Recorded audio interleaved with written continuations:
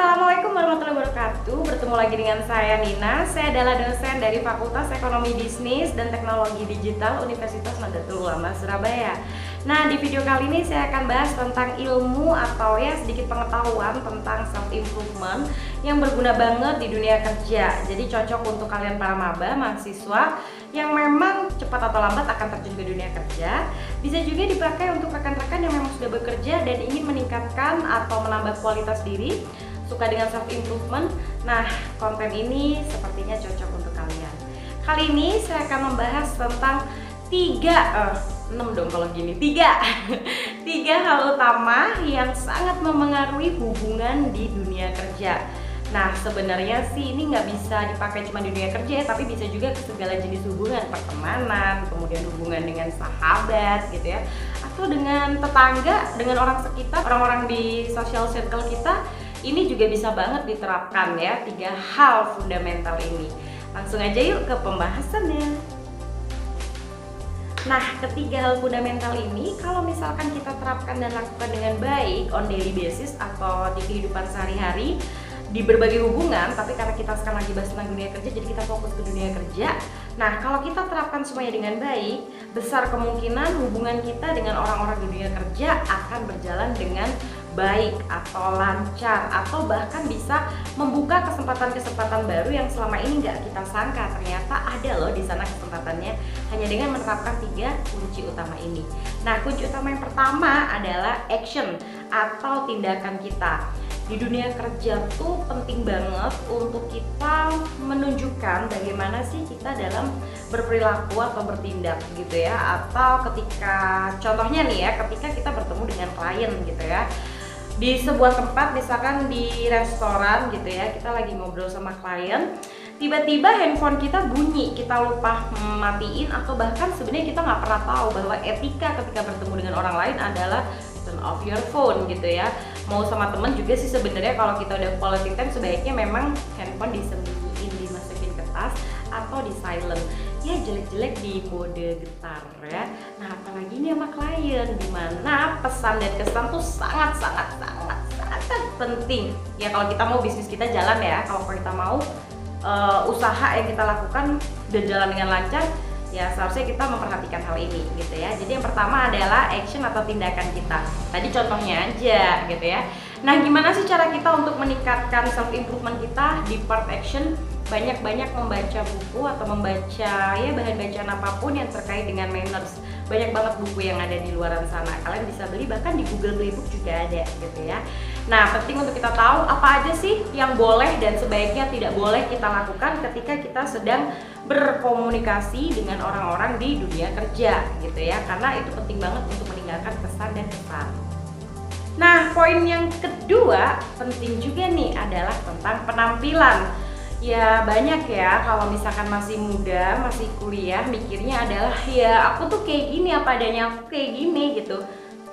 No gitu ya. Kalian memang apa adanya begitu, tapi apakah kalian tidak mau mengimprove diri kalian menjadi lebih baik, menjadi versi terbaik dari diri kalian? Masa nggak mau ya kan? Toh itu nanti untungnya juga buat kalian kan gitu. Jadi mulai sekarang biasakan untuk mengimprove diri kalian dan jangan pernah ada kata, ya aku memang begini, aku memang apa adanya seperti ini. No gitu ya, untuk hal-hal yang bisa diimprove, mari kita improve bersama-sama ya kan. Nah, untuk penampilan ini hal paling basic adalah bau badan, bau mulut gitu ya, itu udah paling penting. Dan yang kedua adalah bagaimana kita membawa diri kita gitu ya, bagaimana kita berpenampilan. Ya pakaian atau apapun yang kita kenakan tuh nggak harus yang fancy banget atau mahal banget gitu ya.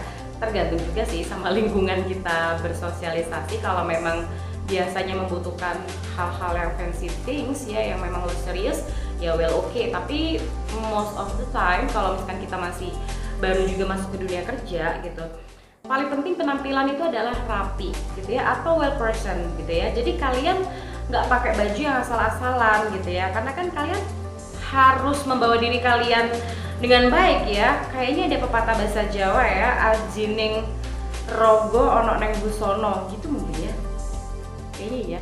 Jadi bagaimana orang menghargai kita tuh ya dari bagaimana cara kita berpakaian gitu. Nah, kalau misalkan kalian berpakaian yang asal-asalan dibandingkan dengan kalian kasih effort atau usaha dikit lagi untuk mempersiapkan baju yang bagus, yang pas, kemudian disetrika yang rapi, kemudian syukur-syukur kalau wangi gitu ya. Kayaknya klien yang mau ketemu kita atau teman-teman di dunia kerja kita juga pasti senang untuk berkomunikasi, ngobrol sama kita, berteman sama kita gitu ya. Kayaknya itu akan lebih win-win untuk kedua belah pihak. Kalian juga enak dalam bersosialisasi, rekan atau partner atau siapapun orang di dunia kerja juga akan senang berkomunikasi dengan kalian gitu ya. Nah, yang sering saya sampaikan ke mahasiswa saya adalah hal paling basic tentang merawat diri adalah please jangan ada bau badan. Nah, biasanya bau badan itu kan munculnya dari sini nih. Nah, biasanya saya minta mereka untuk sedikit menyisihkan uang jajan mereka untuk beli deodoran produk gitu ya, apapun ya, karena biasanya itu bener-bener mengurangi banget gitu ya. Apalagi banyak mahasiswa yang kadang mereka suka lari-larian, kadang nggak lewat lift tapi naik tangga, gedebuk-gedebuk gitu kan, habis itu keringetan. Nah, kalau mereka nggak jaga badan, ya kadang baunya jadi menguap kemana-mana gitu. Nah, itu kan not good ya. Nah, yang bagusnya ya menjaga diri aja gitu, yang paling basic yaitu tadi gitu ya, menjaga bau badan supaya nggak bau badan, bau mulut juga supaya nggak bau mulut, dan juga berpakaian yang rapi, nggak harus yang bagus banget atau yang mahal banget, no, yang rapi. Dan yang terakhir poin plus adalah syukur-syukur kalau wangi gitu. Nah, itu adalah part penampilan. Karena di dunia kerja bagaimana kita membawa diri, bagaimana kita berbusana, sedikit banyak itu merepresentasikan kualitas kita. Kalau kita aja bisa merawat diri kita dengan baik, ya sedikit banyak akan ada level kepercayaan yang meningkat juga dari klien kita, dari orang yang ada di dunia kerja kita. Oh, dia bisa merawat dirinya dengan baik, dia berarti memiliki perhatian yang lebih untuk hal-hal yang sebenarnya sering diabaikan padahal krusial gitu. Nah, bisa jadi itu adalah poin plus bagi kita gitu ya, meninggalkan pesan dan kesan yang baik untuk kita gitu. Jadi yang kedua jangan lupa adalah tentang menjaga penampilan. Nah, sebagai tambahan aja nih di poin yang kedua gitu ya, penampilan itu juga termasuk bagaimana kita membawa diri dengan kita bersikap, body language kita gitu ya. Ketika kita bertemu dengan klien atau orang yang potensial bagi pekerjaan kita gitu, sebisa mungkin kita membawa diri itu yang calm gitu ya, yang tenang gitu, dan siap untuk merespon atau menanggapi dengan baik apa yang orang lain sampaikan gitu. Jadi sebisa mungkin hindari body language yang contohnya ya kayak yang oh gitu gigit-gigit jari, no. Kemudian yang kayak kotak apa ini ya namanya, kayak gini-giniin jari gitu. Terus yang kakinya fidget, gimana kakinya yang geter-geter kayak ngejahit gitu ya. Gini-gini tuh bukti kalau kita nggak sabar gitu. Terus bolak-balik ngeliatin jam gitu. Nah, itu juga sebaiknya dihindari. Nah, saya masukkan itu ke part penampilan gitu ya. Jadi penampilan dan juga body language itu penting untuk kita perhatikan. Nah, poin yang ketiga atau yang terakhir ini juga gak kalah penting, yaitu tentang bagaimana kita memilih kata-kata, menyusun kata-kata, kalimat dan ucapan kita ketika kita berbincang atau berbicara dengan orang-orang di dunia kerja gitu ya. Kata-kata yang kita pilih juga sebaiknya lebih banyak ke pemilihan kata-kata yang bernuansa positif gitu ya. Kemudian yang berikutnya juga usahakan menggunakan bahasa umum ya, karena sekarang di Indonesia, kita di Indonesia jadi gunakan bahasa Indonesia. Jadi minimalisir penggunaan bahasa daerah, kecuali memang udah deket banget dengan orang di dunia kerja tadi ya. Misalkan kita lagi ngobrol sama klien, kita tahu nih misalkan kita sama-sama dari Jawa gitu ya, dari Surabaya, kemudian sebenarnya basic kerja kita di Jakarta misalnya. Ternyata klien kita lebih nyaman ngobrol pakai bahasa Jawa karena ngerasa lebih deket misalkan gitu ya, it's okay, baru kalian bisa membuka diri untuk berbicara dengan bahasa daerah. Tapi kalau misalkan masih baru atau masih perkenalan atau masih baru pertama atau dua kali ketemu, sebaiknya untuk nuansa formal pakai bahasa Indonesia yang baik dan benar gitu. Nah, pemilihan kata-kata juga hati-hati banget.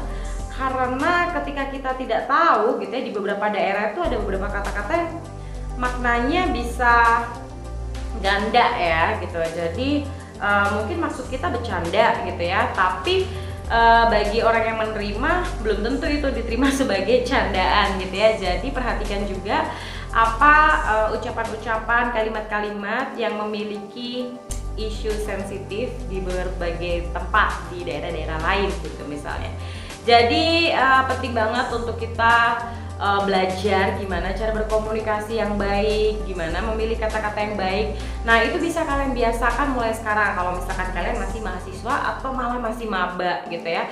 Biasakan berbicara, berkomunikasi dengan teman kalian atau dengan staf atau sivitas di kampus kalian dengan bahasa Indonesia yang baik dan benar, karena nanti juga pasti sangat berguna di dunia kerja.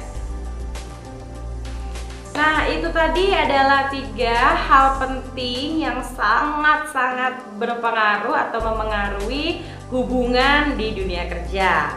Semoga bermanfaat dan sampai jumpa lagi di video berikutnya. Wassalamualaikum warahmatullahi wabarakatuh.